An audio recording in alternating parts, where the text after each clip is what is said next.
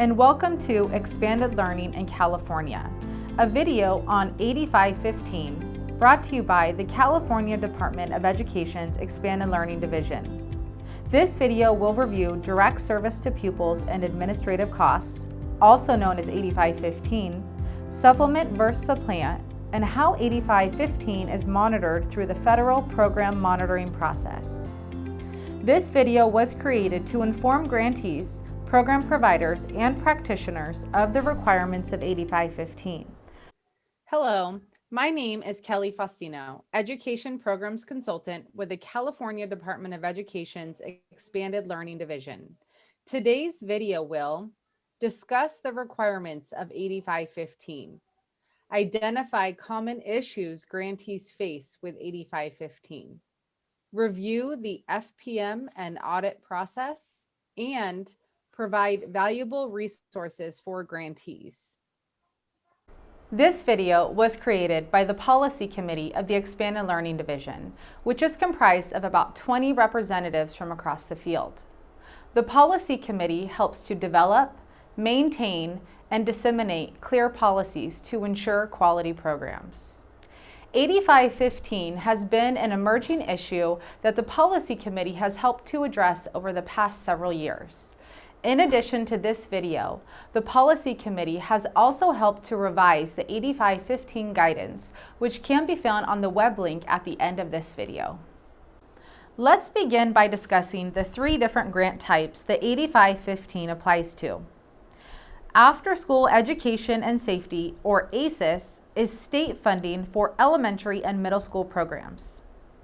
In California, we divide our federally funded programs into two subcategories.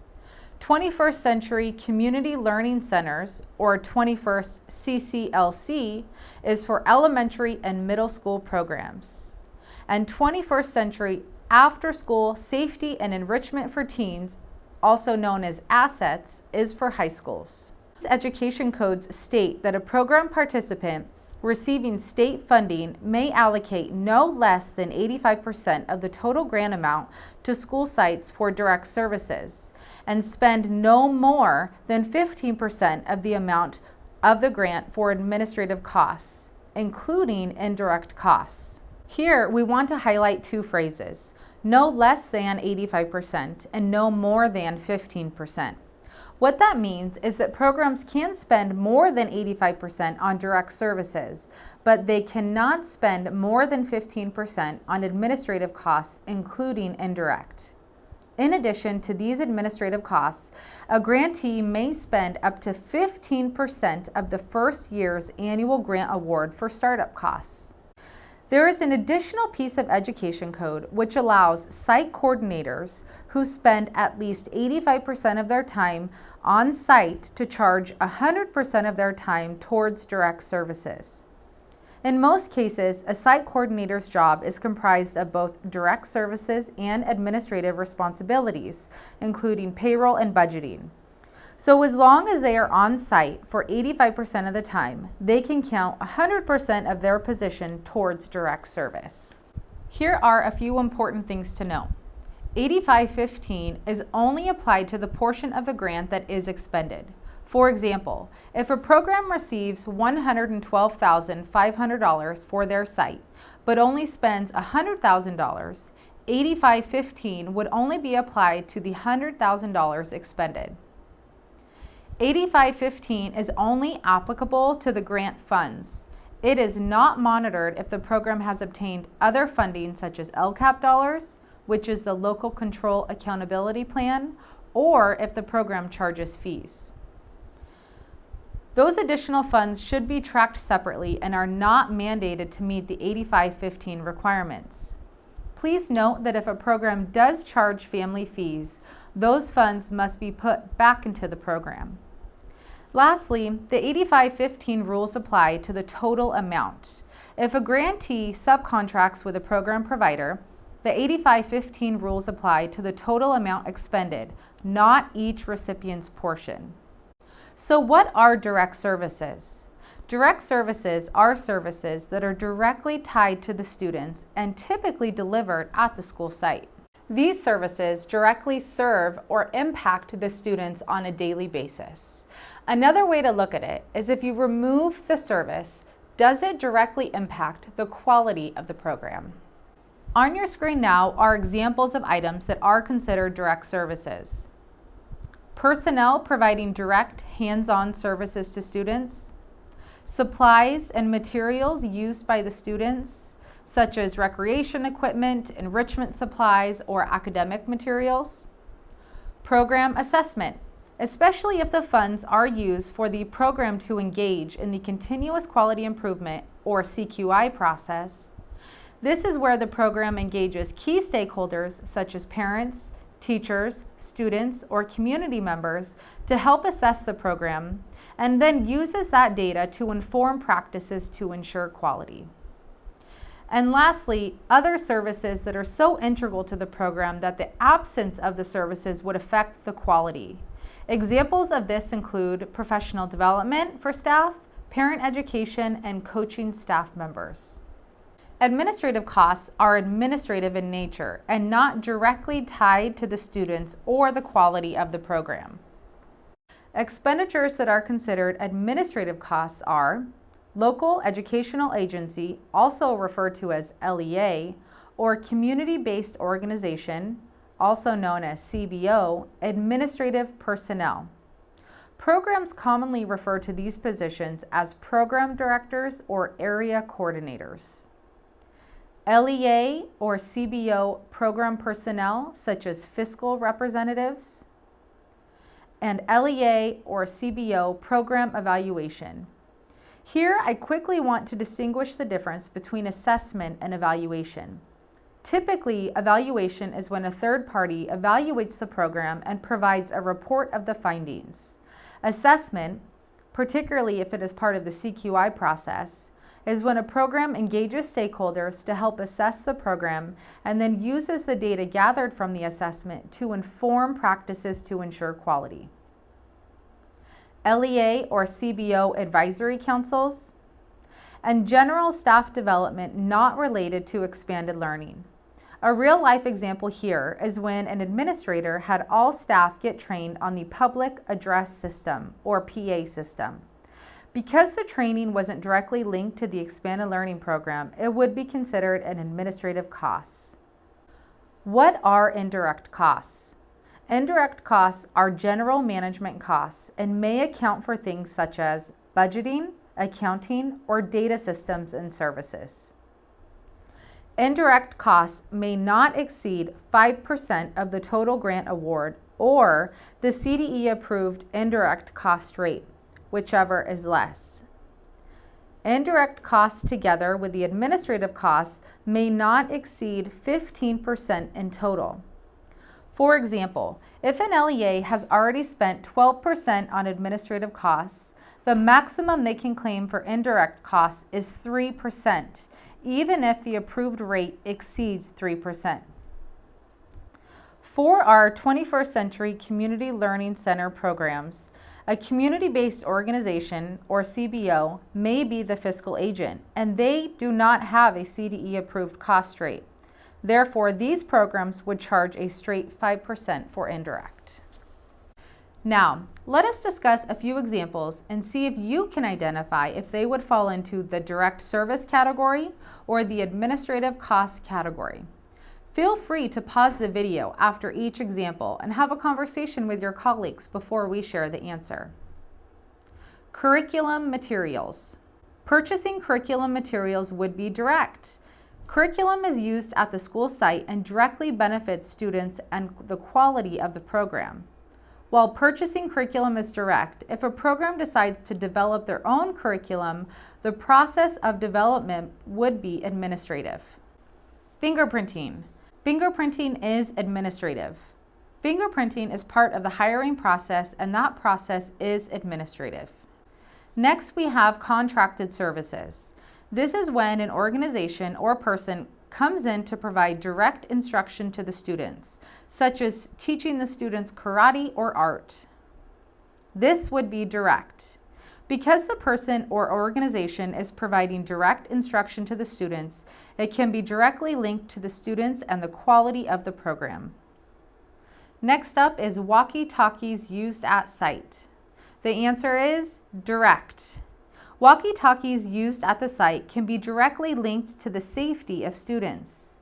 Another safety precaution that sites use would also be considered direct is when staff wear t-shirts at site so that they can be quickly identified as a staff member by parents, students, or the community.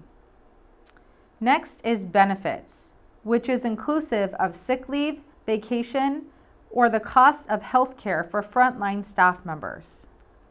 The answer is direct. Benefits for frontline staff members are incorporated in as the part of the overall cost of staffing. Because it is frontline staff we are discussing, we know that they provide programming at the site level on a day-to-day basis and are an integral part of the program quality. Lastly, we have volunteer recruitment. Volunteer recruitment is considered administrative. Similar to fingerprinting, it is a process that is administrative in nature. When expenditures fall into a gray area, carefully evaluate the nature and extent of the benefit to the students by asking these two questions. How direct is the benefit to the students? Does the expenditure have a clear education or enrichment impact on the expanded learning program? If you are still unsure, ask your System of Support for Expanded Learning team for help. Let's move on to discuss another important topic. Supplement versus supplant. Education Code states that expanded learning program funds for all three grant types should be used to supplement or build upon and not supplant or replace existing services. This includes personnel, programs, and equipment. Now we have some different scenarios where you can identify if funds are being used to supplement or supplant. Feel free to pause after each scenario to discuss with your colleagues if you feel the program is supplementing or supplanting. Golden State Elementary School currently offers yearbook as a club for students. They can no longer afford to run this club, so they want the expanded learning program to now run the yearbook club after school. Is this allowable? This would be supplanting and is unallowable. In order for this not to be considered supplanting, the yearbook club must not be in operation for at least 1 year before the after-school program can run it. The expanded learning program at 123 Middle School purchased computers for their students that are housed in the school's computer lab. Sometimes they are used by the students in the school day as well. Is this supplement or supplant? This is supplanting. Only students in the expanded learning program may use the computers. One strategy programs have used to allow both the students in the expanded learning program and students in the core instructional day to use the equipment is the creation of a cost share agreement. Since the core instructional day usually runs about 6 hours and the after-school program usually runs about 3 hours, the school should pay for about 2/3 of the computers and the expanded learning program should pay for about 1/3 in order for all students to use the equipment. If there is no cost share agreement, then the computers need to be housed in a location where only the expanded learning program can access them. ABC Elementary has previously held a soccer program after school. Due to recent budget cuts, the school can no longer offer the soccer program. They have asked the expanded learning program to start offering it to ensure the students don't miss out due to financial restraints. Is this supplementing or supplanting? This is supplanting and not allowable. There has to be at least a year gap in between when the school offered the club and when the expanded learning program offers the club in order for it not to be considered supplanting.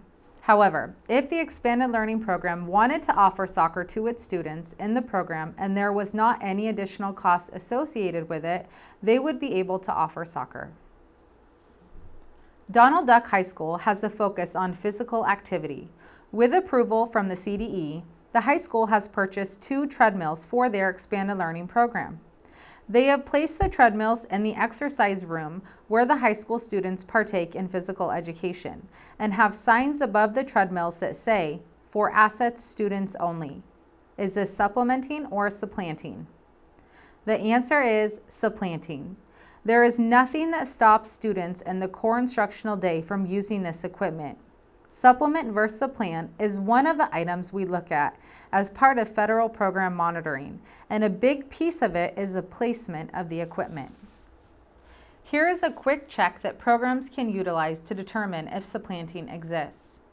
What would have happened in the absence of state or federal funds? What services would have been provided in the absence of state or federal funds? In other words, if the expanded learning program was no longer available or active, would the services also go away, or would they be paid for by the school? Now we will briefly review 8515 Timekeeping Requirements. All salaries and wages that are charged to any of the expanded learning programs must be documented through payroll. It is important to note that only actual time worked can be charged and not an estimated percentage. Some acceptable forms of documentation for state and federally funded programs include timesheets illustrating the actual time worked every day towards the grant. Periodic personnel certification. This is a certification that states that 100% of an employee's time is working from one object code. Personnel Activity Report, also known as a PAR. When an employee is paid from multiple funding sources, they should charge time to the appropriate funding source. PARs can also be used when a staff member charges some of their time providing direct services and some of their time working on administrative duties. For example, as an area coordinator, I worked in the administrative office in the morning and out at different sites in the afternoon, either filling in where we had shortages or providing coaching to site staff. I would use the PAR to document my administrative time in the morning and document my direct service time in the afternoon, noting the different sites that had unique codes so that the time could be charged accordingly. Lastly, other time distribution records such as a substitute system. Let's move on to the Federal Program Monitoring, also known as FPM, and the annual independent audit process. Josh Brady, Administrator of the California Department of Education's Expanded Learning Division, will discuss some valuable information to know during your FPM process. In this next section, we are going to discuss Federal Program Monitoring, FPM, for 8515 and the annual independent audits. What is Federal Monitoring, or FPM? Federal law requires the California Department of Education Expanded Learning Division to monitor the implementation of categorical programs operated by local educational agencies, LEAs, and community-based organizations, CBOs. It is the primary vehicle for monitoring appropriate implementation of programs and the expenditure of funds in compliance with the requirements of each categorical program. The Expanded Learning Division conducts FPM to ensure that programs are meeting the minimum requirements as outlined in Education Code. Each local education agency, or LEA, is put on a cycle and will be monitored either on-site or online. When the FPM office selects the LEAs that are going to be monitored, only a subset of the schools within the LEA are actually monitored. It is the intent that each LEA is monitored at least once every 3 years. For our online FPMs, evidence is uploaded to our online system. For our on-site, evidence is uploaded to the same online system, and then the reviewer will conduct an on-site visit to verify the evidence uploaded. Remember, when a school is selected for the FPM process, the program is responsible to provide evidence that they are in compliance with Education Code. It is important to note that all fiscal items, including 8515 and match, are monitored for the prior year. All programmatic items, including students served and staff-to-student ratio, are monitored for the current year. It is a promising practice to keep a file box where you can put in evidence for each of the items being monitored. Evidence that we look for can be found in the Expanded Learning Programs tool, which is located on the CDE's Compliance and Monitoring website. It is one of the items that continues to have the highest number of FPM findings. Next, we will review the pieces of evidence that are requested during FPM to verify program compliance for 8515. It is important to note that we only monitor the funds allocated from the grant. Contracts. Upload subcontracts and budgets with other entities, such as provider agencies and community-based organizations, that are paid in part or whole with AfterSchool funds. Indicate the percentage allowed for direct services versus administrative costs. The CDE will also monitor subcontracts of the grant, including community-based organizations that help to provide programming. Here we would request supporting documentation from the grantee, such as a copy of the subcontractor and/or MOU. Expanded Learning Program duty statements. Upload duty statements in one document for all after-school grantee and subcontractor staff who are paid with expanded learning funds. This should correlate with records in your general ledger. If an individual is working for the after-school program, even for just a small portion of their time, it should be reflected in their duty statement. Expanded Learning Program expenditure reports for grantee and subcontractor staff. Upload a detailed position control or labor distribution report for the previous fiscal year or current year. General Ledger for Resource 4124 or 6010. Include name, title, full-time employee, regional consultant, salary, and benefits. This is for the grantee, and if they have subcontracts, we will need to see a copy of the contract or MOU, the subcontractor's expenditure reports, and invoices that directly relates to the general ledger. Please note that we will request to speak with fiscal representatives to walk us through the reports and clarify expenditures. Additionally, it is not uncommon for a reviewer to ask for receipts to verify that purchases that were made are allowable expenditure of grant funds. Expanded Learning Program timesheets, including time accounting methods. Upload for a month of timesheets in one document for selected payroll general ledger. On your screen now is the general process that the Expanded Learning Division utilizes as part of the 8515 FPM review. First, we obtain the documentation from the general ledger, timesheets, duty statements, time accounting, and 8515 overview. Second, we verify the information. This is done primarily by interviewing stakeholders such as site staff, district administrators, fiscal representatives, and teachers. We also review expenditures listed in the general ledger. Next, we calculate 8515. Finally, we determine if the program is in compliance or must work to resolve any findings. Now, we are going to discuss how to resolve an FPM finding for 8515. We monitor fiscal items for the prior year, which means the books have closed. In order to resolve a finding for 8515, the grantee must transfer funds from an unrestricted general fund to the current year's Expanded Learning Program. For example, if a grantee spent 20% on administrative instead of the allowable 15%, they must transfer that 5% into the current year for a program. This 5% that is transferred must be expended on direct service. This 5% will not be included or recorded with the current year grant award. An example, it will not be entered into assist expenditure report. This is why the grantee must provide documentation to the reviewer of how the funds were spent. Finally, it is important to note that the grantee is legally responsible for the finding. If the grantee subcontracts with another organization, the subcontractor agency is not responsible. The grantee is responsible for monitoring the grant to ensure the subcontractor is in full compliance. Also, an FPM finding is not as detrimental as some think. If a finding is given during your FPM review, you will be given a set amount of time to resolve that finding. Remember, we are here to help. Here are some common findings for 8515 as part of the FPM process. Grantees are spending more than 15% on administrative costs. Subcontracts and grantees are each spending 15% on administrative costs. Administrative staff are charging time to direct service but do not have the documentation to support it. Lastly, no differentiation of time if staff work for the core instructional day and in the Expanded Learning Program. For technical assistance, California is divided into 11 regions. Each region has at least one System of Support for Expanded Learning, or SSEL, regional team whose purpose is to help and support the expanded learning programs within the region.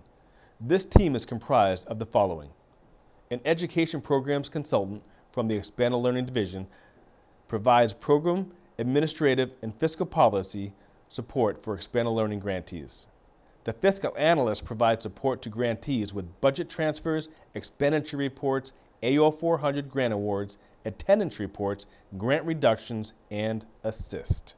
The County Office of Education SSEL lead, who is the first point of contact for delivering TA in each region to fully address all ACES and 21st CCLC program requirements. To access valuable information that will assist you during 8515, please visit www.afterschoolnetwork.org/8515. 8515 is not black and white. It consists of many gray areas. We encourage you to stay in close contact with your regional support team. They are happy to answer any questions that you may have. I want to take this time to thank all of you for the hard work that you do in serving the students and families in your community. We appreciate you. This video is one of 5 videos providing information regarding program requirements and expectations. Other expanded learning in California topics that you can access include Grants 101, the quality standards for expanded learning, continuous quality improvement, and federal program monitoring. Thank you for watching. This video has been brought to you by the CDE Expanded Learning Division and the California After School Network.